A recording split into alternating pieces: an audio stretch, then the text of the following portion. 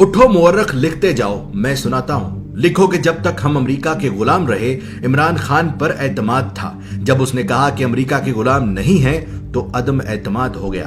लिखो कि उसके कुछ साथी भी उसे सिर्फ पैसों के लिए छोड़ गए, हालांकि उसने तो पूरी दुनिया में इस्लाम और पाकिस्तान का नाम ऊंचा किया था। लिखो कि उसके लोटे साथियों से जब पूछा गया कि कप्तान का साथ छोड़ने पर क्या दोबारा आपको अवाम वोट देगी, तो उन्होंने कहा कि ये अवाम तो 2-3 दिन में सब कुछ भूल जाती है।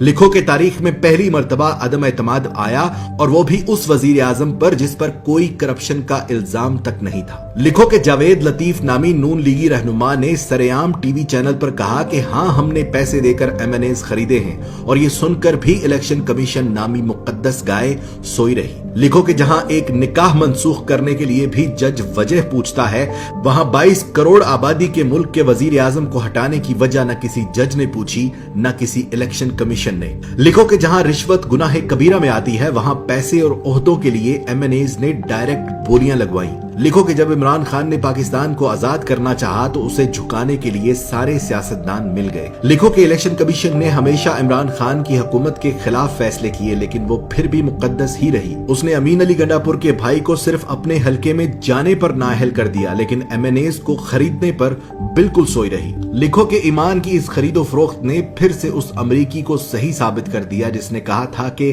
पाकिस्तानी पैसे के लिए अपनी मां तक बेच देते हैं। लिखो कि जब बगैर किसी कसूर के असेंबली में तमाशा लगाया गया, तो अज खुद नोटिस लेने वाले भी तमाशाई बने। लिखो कि पेट से सोचने वालों ने अमेरिका और मगरबी ममालिक के गुलाम सियासतदानों का साथ दिया। लिखो कि वो मर्दे मुजाहिद ये जानते हुए भी हक पर खड़ा रहा कि पैसे में बड़ी ताकत होती है। लिखो कि इस्लाम का नाम लेकर सियासत करने वालों ने उस शख्स की मुखालफत की जिसने सारी दुनिया में अपने नबी पाक सल्लल्लाहु अलैहि वसल्लम और इस्लाम पर लगे इल्जामात को गलत साबित किया। लिखो कि हम जहालत के उस समुद्र में रहते हैं कि जहां से हमें कोई नहीं निकाल सकता। लिखो कि महंगी गैरत कबूल नहीं थी, इसलिए सस्ती बेगैरती का इंतखाब हुआ। लिखो कि पाकिस्तान में ऐसा वक्त भी आया कि अगर ये कौम चाहती तो अपने लीडर का साथ देकर उसे गुलामी से निकाल सकती थी, मगर झूठे और मक्कार दज्जाली सियासतदानों ने उनकी आंखों पर जहालत की ऐसी पट्टी बांधी कि पेट की दलदल में औंधे मुंह गिर पड़े। गुलाम थे, गुलाम रह गए।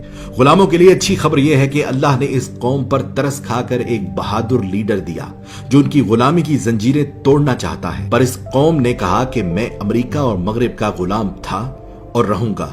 मैं गुलाम इब्ने गुलाम इब्ने गुलाम इब्ने गुलाम। वक्त ने साबित किया कि बर्रे सगीर की यह मिट्टी बड़ी बेवफा है। ये अपने जगाने वालों को खुद मार देती है। जैसे बंगालियों ने मार दिया मुजीबुर रहमान को, पाकिस्तानियों ने मार दिया लियाकत अली को, और गांधी को मार दिया हिंदुओं ने। इसी तरह इमरान खान जो पाकिस्तान को पांव पर खड़ा करना चाहता है, इंसाफ का निजाम कायम करना चाहता है, गरीब और अमीर को एक जैसी जिंदगी देना चाहता है, उसकी जिंदगी में भी कुछ ऐसा ही मोड़ है। देखना सिर्फ ये है कि क्या हमने तारीख से कुछ सीखा, क्या हमने अल्लाह पर भरोसा करना शुरू किया, या आज भी हमारा भरोसा अमेरिका और यूरोप पर है। मेरी दुआ उसके लिए जो हक पर है, मेरी दुआ उसके लिए जो पाकिस्तान का सोचता है, मेरी दुआ सिर्फ उसके लिए जिसका ईमान सिर्फ और सिर्फ अल्लाह पर है। पाकिस्तान